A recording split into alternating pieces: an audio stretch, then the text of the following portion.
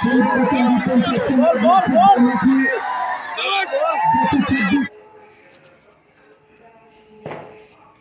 26শে জানুয়ারি থেকে শুরু হয়েছিল কৈলাসহর ফুলবাড়িকান্দি গ্রাম সংলগ্ন মাঠে ফুলবাড়িকান্দি গ্রাম পঞ্চায়েত এবং যুব সমাজের উদ্যোগে নকআউট প্রাইজ মানি ফুটবল টুর্নামেন্টের আজ বিকাল 2 ঘটিকার সময় এই টুর্নামেন্টের ফাইনাল খেলা অনুষ্ঠিত হয়। এই ফাইনাল খেলায় তীব্র প্রতিদ্বন্দ্বিতা করে কৈলাসহর বাবুরবাজার ডিলার একাদশ বনাম কনকপুর একাদশ।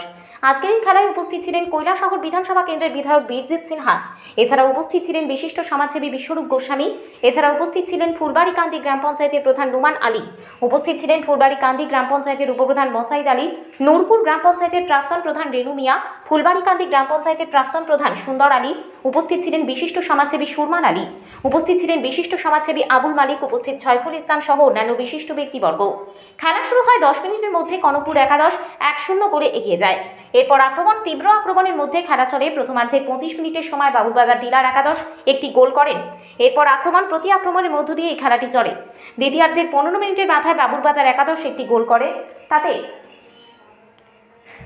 বাবুরবাজার একাদশ 2-1 গোলে এগিয়ে যায়। তারপর প্রতি আক্রমণের মধ্যে দিয়ে খেলার সমাপ্তি ঘটে। বাবুরবাজার একাদশ 2-1 গোলে জয়লাভ করে। আজকের এই ফাইনাল খেলায় দর্শকদের উপস্থিতির হার ছিল উল্লেখযোগ্য। আজকের এই খেলা পরিচালনা করেন প্রথম রেফারি সুমন্ত পাল, তায়েব আলী, রণবীর রায় এবং দিলীপ। চ্যাম্পিয়ন দল বাবুরবাজার ডিলার একাদশ নগদ 40,000 এবং ট্রফি পান। রানার্স দল কনকপুর একাদশ নগদ 25,000 এবং একটি ট্রফি পান। উনি আমাদের টুর্নামেন্টে সহযোগিতাও করেছেন এবং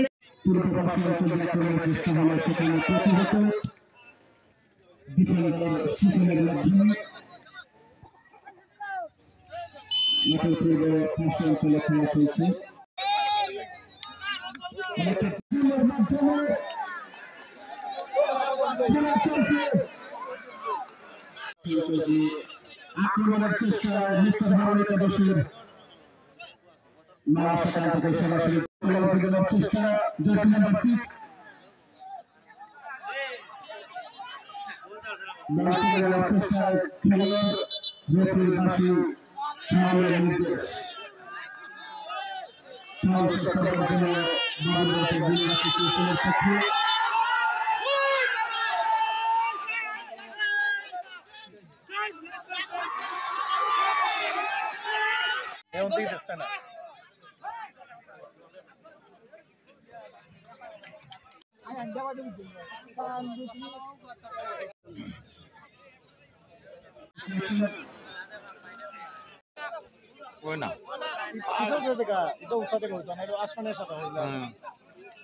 karena apa daun apa aste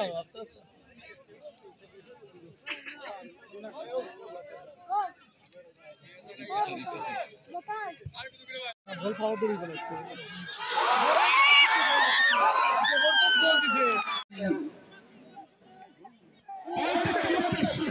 কিন্তু গোলরক্ষকের বুদ্ধিমত্তা